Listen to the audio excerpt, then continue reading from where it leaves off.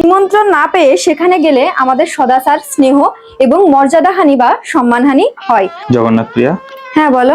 বিনা নিমন্ত্রণে কোনো অনুষ্ঠান বাড়িতে যাওয়া বা আহার করা আমাদের সনাতন ধর্ম অনুযায়ী কতটুকু ঠিক?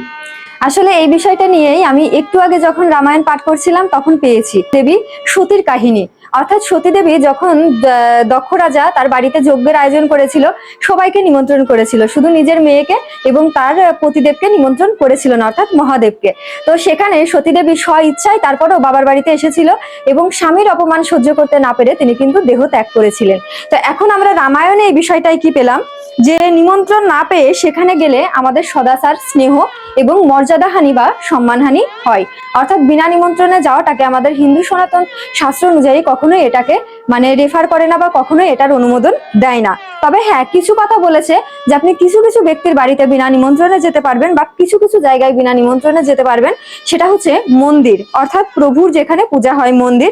মিত্র, অর্থাৎ আপনার খুব ভালো বন্ধু, অর্থাৎ আপনার বন্ধু হয়তো আপনাকে বলতে ভুলেও যেতে পারে, কিন্তু তার সাথে আপনার প্রচন্ড সুসম্পর্ক, তো তার বাড়িতে কোনো একটা প্রোগ্রাম আপনি সেখানে যেতেই পারেন। এর পরবর্তীতে পিতা, অর্থাৎ আপনার পিতার গৃহে আপনি সবসময় যেতে পারেন বিনা নিমন্ত্রণে। তবে একটা কথা মাথায় রাখতে হবে, যখন একটা মেয়ের বিবাহ হয়ে যায় তখন কিন্তু সেই মেয়ে তার পিতৃ আলয়ের অর্থাৎ বাড়ির অতিথি, অর্থাৎ তার পিতার বাড়িতে কোনো প্রোগ্রাম এসে তখনই যাবে যখন তার স্বামী সেখানে নিমন্ত্রিত হবে।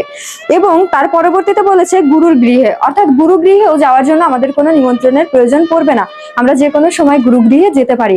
তবে এখানে একটা বিষয় খুব ভালোভাবে বলেছে যে আনুষ্ঠানিক নিমন্ত্রণের প্রয়োজন নেই এই গৃহগুলোতে যাওয়ার জন্য, কিন্তু যদি তাদের সাথে বৈরী ভাবাপন্ন আমাদের মনোভাব থাকে, অর্থাৎ তাদের কাছে আমাদের কোনো প্রকার সম্মান হানি হওয়ার সম্ভাবনা থাকে, তাহলে সেখানে কখনোই বিনা নিমন্ত্রণে যাওয়া উচিত নয়। কিন্তু আসলে আমাদের এখনো সমাজে এরকম অনেক ব্যক্তি আছে যারা বিনা নিমন্ত্রণে বিভিন্ন অনুষ্ঠানে যাচ্ছে, খাচ্ছে, সেটা ধর্মীয় হোক বা বৈবাহিক হোক বা অন্য কোনো আচার অনুষ্ঠান হোক, কিন্তু আসলে এইভাবে খাওয়াটা উচিত নয়। এটা কিন্তু যখন জানাজানি হয় বা যখন একে অপরের সাথে একটা আলোচনা হয়, দেখো না নিমন্ত্রণে চলে এসেছে, দেখো ওকে বলা হয়নি ও চলে এসেছে, তখন কিন্তু এটা আপনার নিজস্ব ব্যক্তিত্বের সম্মানহানি হয় এবং অমর্যাদা হয়, আর যেটা বৈষ্ণব সদাচার বিরোধী, অর্থাৎ সেটা বৈষ্ণব সদাচারে কখনো এই বিষয়ে সম্মতি প্রদান করে না, অর্থাৎ এই বিষয়টাকে সবসময় নাকচ করা হয়েছে।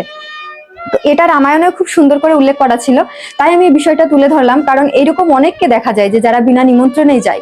তো এই জন্য বিষয়টা আর কি আমি শেয়ার করলাম। যাই হোক, ভালো লাগলে ভিডিওটা শেয়ার করবেন। হরে কৃষ্ণ।